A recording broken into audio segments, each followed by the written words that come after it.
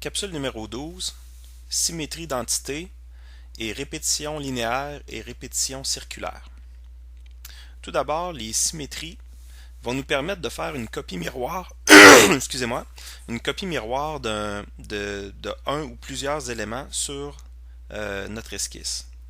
Donc tout d'abord, ce qu'il faut savoir, c'est que pour faire une copie symétrique d'un élément, il faut absolument avoir une ligne de symétrie.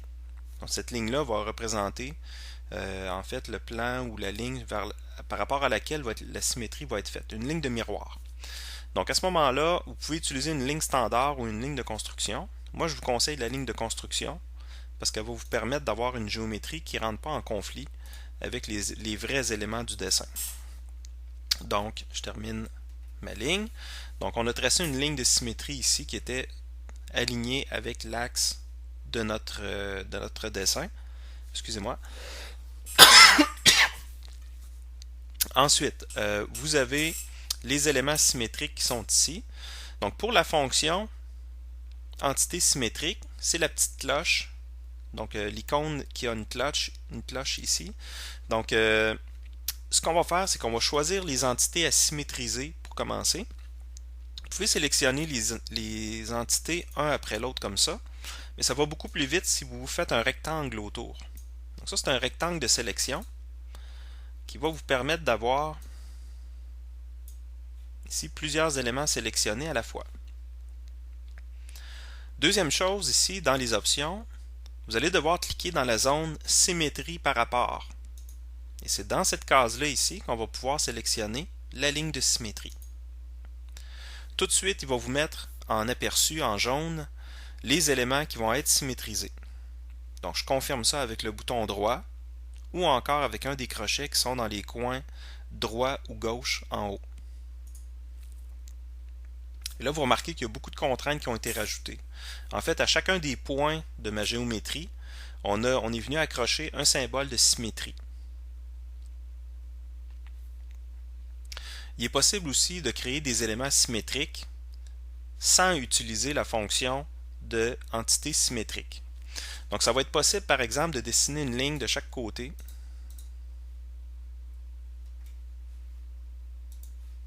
Comme ceci. Donc de les faire n'importe comment.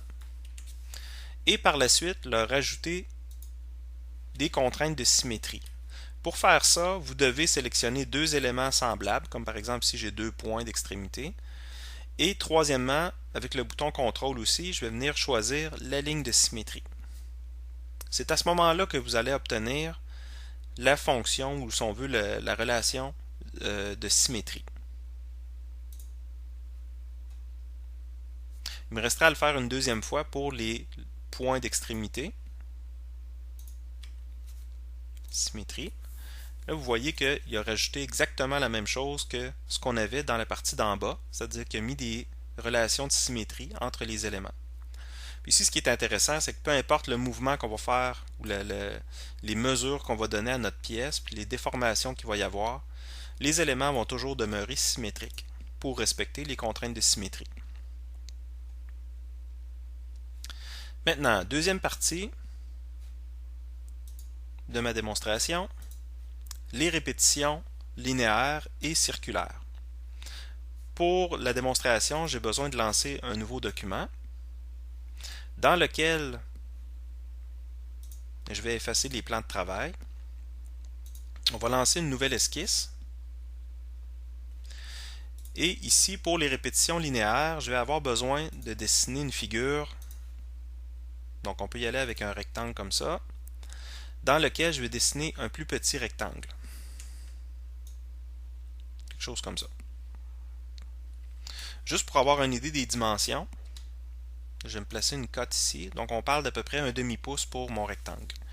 Donc ce que je vais faire à partir de cette figure-là, c'est que je vais tracer une copie multiple en fait. Je vais faire une répétition de cet élément-là. La fonction qui me permet de faire ça, c'est répétition linéaire d'esquisse. Dans la répétition linéaire, vous voyez qu'il y a beaucoup d'options. Je vais pouvoir ici utiliser des répétitions en X, en Y. Donc pour chacune de ces directions-là, je vais devoir indiquer quelle est la distance entre les éléments. Donc moi, je vais mettre 1 pouce entre les éléments. Et le nombre d'éléments que je vais copier, je vais en mettre 4, plutôt 5 en X, et en Y, je vais en mettre 4. La distance en Y va être de 1 pouce aussi. Donc vous voyez les éléments qu'il faut mettre. Donc ici, il faut vraiment rajouter, changer le nombre d'éléments. On pourrait aussi y aller avec une inclinaison, donc il ferait une copie là, qui serait inclinée avec un certain angle. Et puis les entités à répéter, dans la case ici en bas, très important, je vais sélectionner mes éléments qui constituent mon rectangle. Donc vous voyez, il nous met un aperçu. Si on voit que, bon, si je veux changer la quantité, je peux en rajouter en X, en rajouter en Y. Et voilà, je pourrais y aller avec ça. Maintenant, une petite chose que je veux vous faire remarquer, c'est que il y a les occurrences à omettre ici dans le bas des propriétés. Les occurrences à omettre, en fait, c'est des éléments que l'on pourrait ajouter, c'est-à-dire enlever ou rajouter par la suite dans la série qu'on veut faire. Donc là, vous avez vu qu'en cliquant dans la case occurrences à omettre, il est apparu à l'écran tous les petits centres d'éléments qui ont été copiés. Si je clique sur un centre d'éléments en rose, ça va tout simplement enlever certains éléments de la copie multiple. Par la suite, si je veux les rajouter, j'ai juste à recliquer dessus. Comme ceci.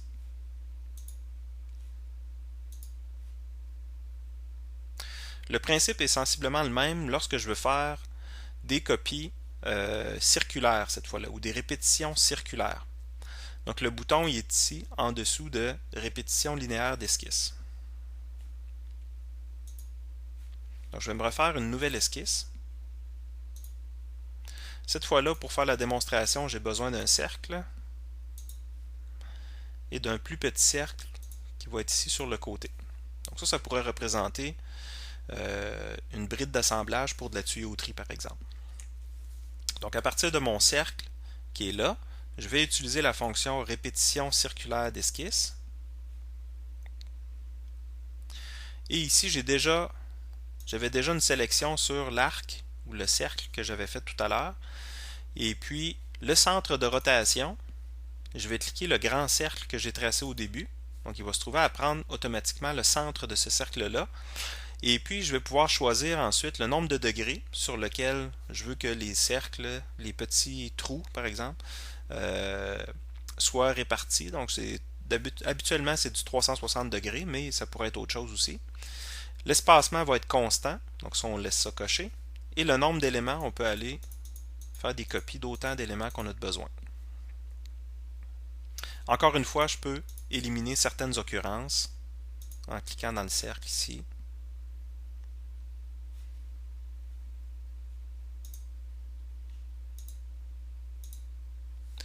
Je me rends compte qu'ici, il y avait une erreur au niveau de la copie. Donc, je vais resélectionner mon cercle. OK, donc là, ça fonctionne.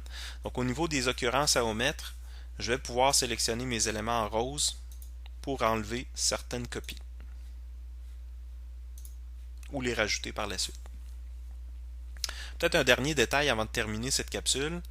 Si vous voulez modifier une répétition circulaire ou linéaire qui a déjà été faite, la méthode à suivre, c'est de double-cliquer sur l'icône qui représente la répétition ou la contrainte de répétition. Donc n'importe laquelle, vous en choisissez une, faites un double-clic dessus. Automatiquement, vous allez avoir cette relation-là qui apparaît dans la sélection des relations ici. Maintenant, allez sur le mot répéter 0 ici et faites le bouton droit. Dans cette case-là qui va vous apparaître, vous pouvez utiliser éditer la répétition. Et à ce moment-là, ça me permet par exemple d'aller éditer les paramètres de répétition, changer le nombre d'occurrences ou encore vraiment aller changer ici des occurrences à omettre.